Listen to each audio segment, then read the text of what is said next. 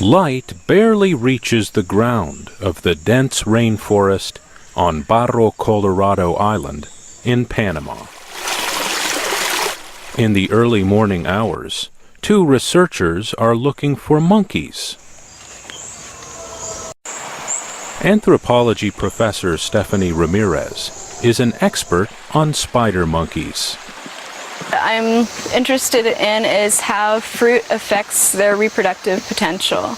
Because spider monkeys mostly consume fruit, we've noticed that during times when fruit is not abundant or available, they can't conceive. There are only 39 spider monkeys on the island. 8 have radio transmitters around their necks. Stephanie Ramirez and Lauren Mills are using a radio receiver to follow the movement of the animals. But they are not alone.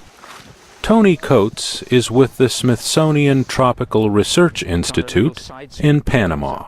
The Smithsonian Tropical Research Institute here in Panama is something of a mecca for all biologists in the world who are interested in the tropics and in tropical biology. The institute was started there 100 years ago.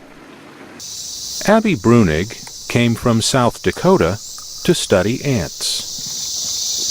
We manipulate their diets, so either they'll be at a high carbohydrate or a high protein diet, and at the end we'll run analysis to see how well they fight off infection, death rates, and things like that.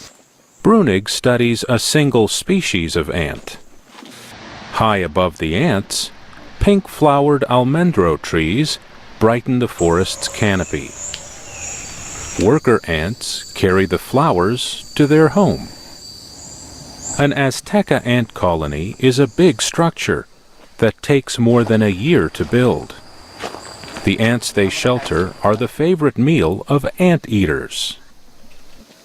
Scientists say there are about 100 kinds of mammals, and nearly as many reptiles on the island. Tony Coates says tropical areas are a sea of life. The vast majority of all species of plants and animals live in the tropics.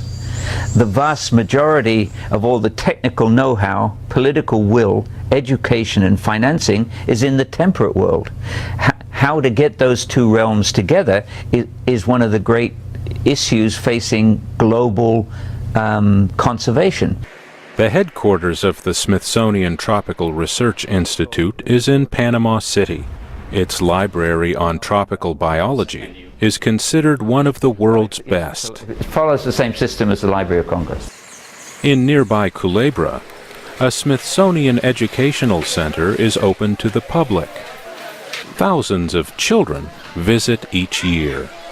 That is our biggest educational contribution to our host country, Panama. The Smithsonian Tropical Research Institute in Panama is celebrating its 100th year. It is also launching a new research center in Gamboa. Private donors want the institute to study subjects of growing concern today. These include how forests control erosion and capture carbon from the air. They also want to know how to protect this important ecosystem.